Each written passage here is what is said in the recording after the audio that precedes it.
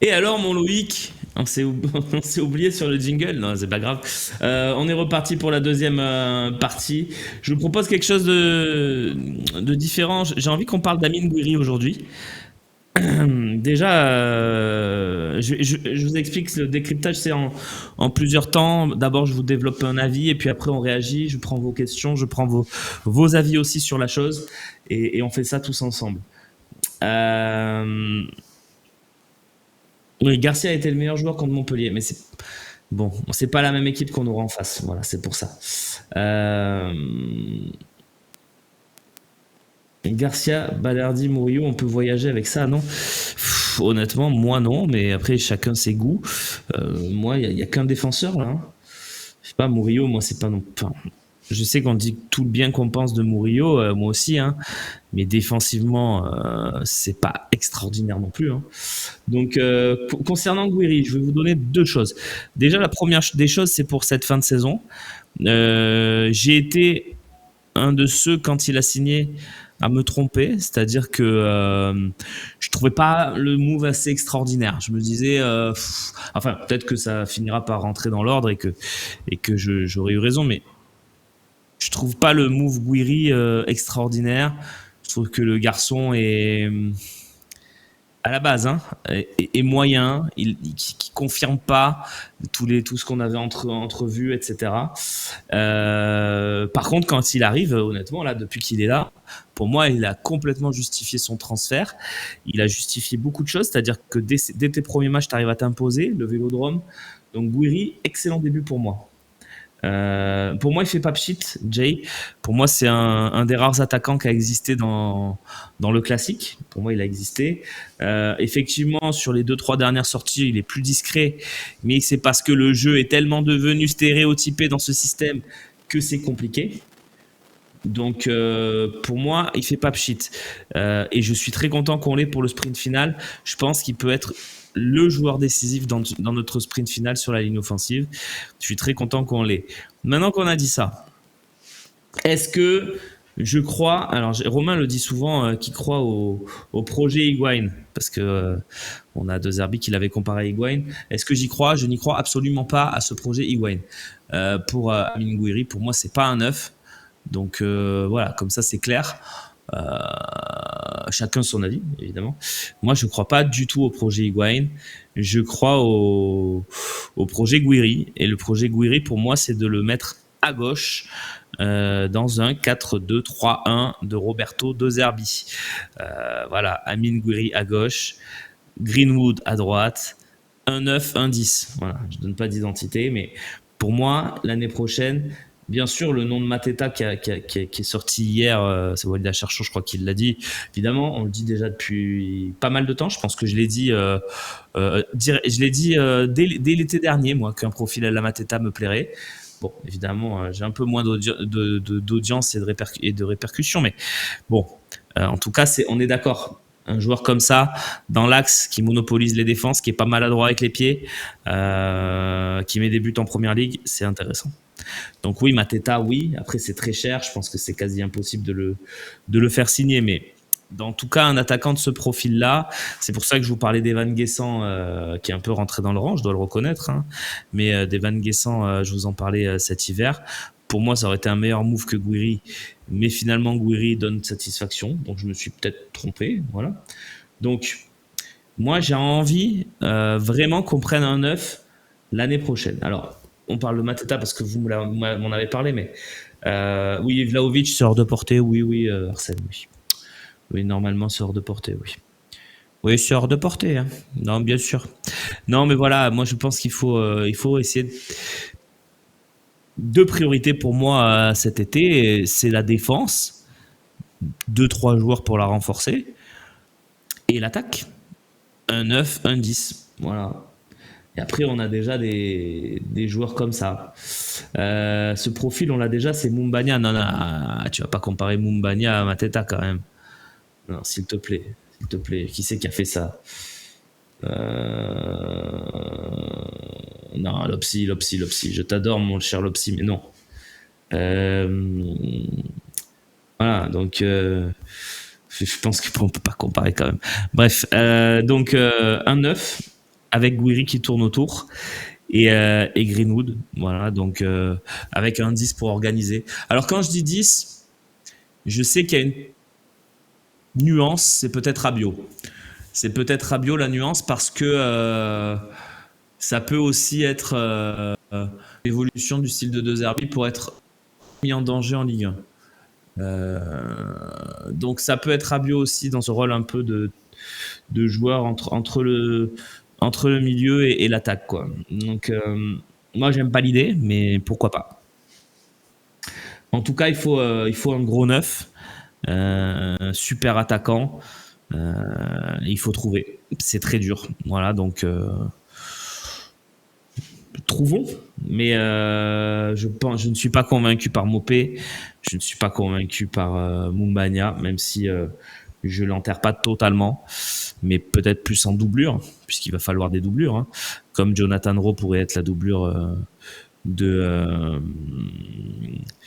comme Jonathan Rowe pourrait être la doublure de Gouiri à gauche, par exemple, on pourrait avoir un Mumbagna doublure de l'attaquant, par exemple. Moi j'aime bien Mumbagna, donc j'ai pas de problème à dire ça, et j'ai pas de problème à dire que je préfère Mumbagna à Mopé aussi, par exemple. Chacun ses goûts, encore une fois. Mais moi, pour l'OM, alors Mopé a énormément de valeur, il est super Mopé. Mopé, tu peux le garder dans ton effectif, hein, c'est pas un problème, mais voilà. Donc, pour moi, non. Quelle est la question de Nico? Je l'ai pas vu. Nico Amskas. Nakamura, Emega ou Stassin? Déjà pas Nakamura. Je pense que c'est des joueurs qui vont pas. Au moins Nakamura, il peut faire une excellente saison et une saison catastrophique, puis une autre excellente saison, puis une autre saison catastrophique. C'est des joueurs irréguliers, ça. C'est pas. On en a déjà des joueurs comme ça. Des Nakamura, même s'il a beaucoup de talent, hein, je reconnais. Emega et Stassin, deux bons neufs. Deux bons neufs. Pour le jeu de l'OM, je pense que aucun des deux ne colle vraiment. Mais bon, force est de reconnaître que Emega est un très bel attaquant qui met beaucoup de buts, même si c'est surtout en contre. Donc, c'est pour ça que j'irais peut-être plus sur Stassin, qui a des qualités un peu différentes et que j'aime bien aussi. Mais en vrai, aucun des trois pour moi. Voilà. Je crois que je t'entends, Loïc, dans mes oreilles. Donc peut-être si tu peux. Voilà, merci, c'est parfait. Euh... Emega, pas sûr qu'il supporte la pression de l'OM. Oh si, je pense que si par contre. Euh... Ah oui, alors là, Arsène, Sunset, là, c'est pas vraiment un attaquant, hein, c'est plutôt un milieu offensif pour moi, Oyan Sunset. Tu me fous ça derrière le 9 l'année prochaine. Pour moi, c'est génial. Hein. Pour moi, c'est génial, Oyan Sunset. Ah oui, totalement. Je valide totalement ton idée. Le problème, c'est que Bilbao, pour lâcher un joueur basque, c'est très compliqué pour eux. C'est-à-dire que s'ils le lâchent, ils peuvent pas recruter autre chose qu'un joueur basque. Donc, ils vendront pas un joueur basque à moins de 50, 60 millions. Donc, c'est impossible, très clairement, de faire ce joueur. Mais si jamais il y avait une possibilité, évidemment qu'il aurait fallu foncer. J'aime bien ton idée. Mais c'est impossible techniquement par rapport aux critères basques de l'Athletic Bilbao. C'est pour ça, par exemple, que Iñaki Williams n'est jamais parti. C'est pour ça que Nico Williams n'est pas encore parti aussi. C'est que c'est difficile pour un club d'aller leur piquer les joueurs comme ça. Voilà. Un Cherki en 10, ah bah oui, moi je suis d'accord. Le petit rouquin de Strasbourg. On me fait rire. Ah, et c'est Barco, ça. Barco, il est très bon, ouais, j'aime bien aussi. J'aime bien aussi. Après, tout ce qui est à Strasbourg, c'est un peu préempté par Chelsea quand même. Hein. Ils ont leur milieu brésilien là qui va signer à Chelsea. Voilà, c'est un peu si t'es très bon à Strasbourg, tu signes à Chelsea en fait. Je sais pas s'il y a voilà. Oui, on parle de joueurs à 40 millions. Oui, c'est pas faux, mais bon, on a montré aussi qu'on avait une capacité à aller chercher un joueur. Aller à 30, on a vu Greenwood cet été, c'était 30 millions, on est allé le prendre, hein. Donc on peut aller prendre. Moi honnêtement, pourquoi j'ai fait cette partie, c'est aussi pour dire, Gouiri c'est bien, voilà, c'est sympa, j'aime bien. Il me faut un neuf d'envergure, voilà, un gros neuf. Alors soit on le trouve comme Monaco a fait avec Biret, c'est bon neuf, et ça me va. Soit on va chercher quelqu'un, quoi. On pose des sous un peu. Voilà. Alors après, il faut trouver l'identité parfaite parce que on l'a vu avec Wai, c'est pas garantie de succès de poser des sous. Mais bon, voilà. On va pas échouer tout le temps. On va peut-être en trouver un qui va s'imposer, rester et cartonner pendant 2-3 ans. Ça serait bien quand même qu'on ait un neuf à un moment donné dans notre histoire. Parce que dans l'histoire récente des neufs, ouais, Gomis, qui a eu des neufs qui ont été très bons ouais, depuis Bafé Gomis, c'est pas un neuf qui met des buts. Hein. Donc, ah si, mais je dis n'importe quoi. Sanchez Aubameyang, excusez-moi, j'ai dit n'importe quoi. Oubliez cette partie. Vous savez ce qu'on va faire Men in Black, foup, je vous enlève la dernière minute de mémoire. J'ai dit n'importe quoi. Oui, ça arrive, les gars, ça arrive, la fatigue. Non, non, mais voilà. Et en tout cas, on n'a pas de neuf qui est resté plus qu'une saison. Je vais essayer de me rattraper. Aubameyang, Sanchez et Gomis. On a Milik qui a été pas mal, mais sur 6 mois. Même si après, il a continué à mettre des buts quand même, il faut le reconnaître. Oui, oui, non, mais effectivement, j'ai dit n'importe quoi, Colopus. Ça arrive. Ça arrive. Hendrik en prêt.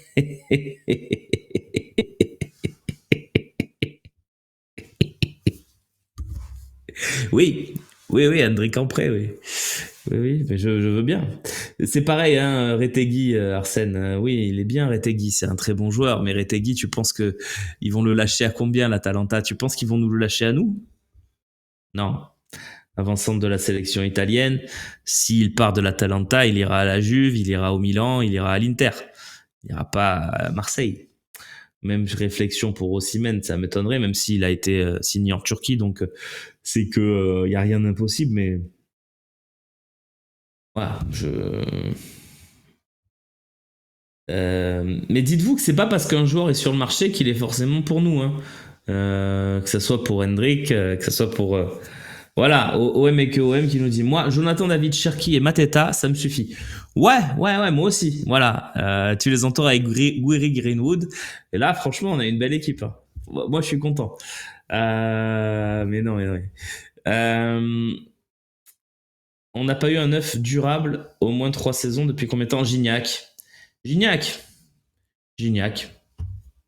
Gignac, il a fait 3 bonnes saisons sous le maillot de l'OM. Il a fait 2 mauvaises. Et il en a fait 3 bonnes. Donc, Gignac. Il faut pas oublier non plus son passage à Gignac parce que j'oublie Balotelli. Ouais, Balotelli, c'est vrai, mais ça a duré 3 mois, quoi. Ouais, on va afficher le numéro. Merci Loïc, pardon. On affiche le numéro pour nous appeler dans quelques instants. Vous serez en ligne avec moi et on parlera de ce que vous voulez. De foot, c'est mieux, mais si vous voulez parler d'autre chose, on parle d'autre chose. J'aime bien Orsolini. Ouais, Orsolini, c'est un bon joueur. T'as raison. T'as bon goût quand même, hein. Stroikens, je le connais pas assez bien, honnêtement. J'ai vu qu'il y avait une rumeur là-dessus. Mais je suis pas assez fin spécialiste de la Jupiler League, hein, pour te dire. Oui, Sorlotte, je vois pas pourquoi vous sortez tous Sorlotte. Pour moi, il y a aucune chance qu'on fasse Sorlotte. Allez, on va faire une petite page de pub. Vous avez noté le numéro, je l'espère. Il s'affiche juste au-dessus. On va le laisser afficher pendant la pub également, mon cher Loïc. Kalimundo, ça le ferait. Non. Non, j'aime pas trop. Après, c'est une question. Je reprends. Kalimundo, ça le ferait? Oui, peut-être. Peut-être, mais pour moi, Kalimundo, ça a des limites. C'est-à-dire que c'est un bon joueur, il va mettre ses 15 buts. Donc ça le ferait, techniquement. Mais moi, ça me fait pas rêver, quoi. Et puis si c'est pour refaire l'attaque de Rennes, Kalimundo Guiri, je suis pas. Moi, j'aime bien Kalimundo, mais voilà, très bien. Euh... C'est un super buteur, mais trop frêle, Kalimundo. Ouais, ça sent la Bundesliga, Bubur. Vous avez raison, les amis, vous avez raison. Non, mais ça, le fait que. Ah non, c'est un Parisien. Non, mais ça, il faut arrêter. Ça veut rien dire. C'est pas parce que t'es formé au PSG que tu peux pas jouer à l'OM et inversement. Inversement, ça me paraît plus compliqué, ceci dit. Mais quoique, en vrai. Agueoa de Porto, bien sûr, international espagnol. Oui, il y a des joueurs très intéressants. Mais c'est pas pour nous, ça non plus. Normalement. Mais effectivement, très bonne idée, Michel De Wolf. Très bonne idée. Stassin, on sent qu'il peut progresser. Ah, totalement. Oui, oui, Stassin, c'est un bon joueur. Moi, j'aime bien. J'aime bien. Il progresse, il se fait à la Ligue 1 et il est intéressant. Ah, Moïskine ferait l'affaire. Oui, tout à fait, au M13. Oui, oui. Moïskine, il fait une belle saison en Italie. Priorité, c'est toute la défense. Non, pas toute. Pas toutes. Moi, je suis désolé, Nico, je suis pas d'accord avec toi.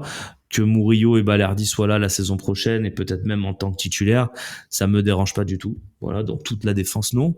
Après, effectivement, il y a quelques lacunes, notamment le deuxième central, où là, il faut un vrai mec du niveau de Balerdi. C'est pour ça que Laporte me paraît être une idée parfaite, en fait. Même si j'ai jamais été fan d'Emeric Laporte, hein, je le dis honnêtement. Mais Emeric Laporte, c'est un excellent joueur, qu'on le veuille ou non. Il y a des joueurs, on les aime pas trop, mais bon, quand vient le moment de reconnaître les choses, il faut aussi dire qu'il est très bon et que voilà. Ajorc nous dit Eline Kira. Ouais, ben Ajorc, c'est bien, mais Ajorc, c'est pareil, il y a du plafond de verre. Hein.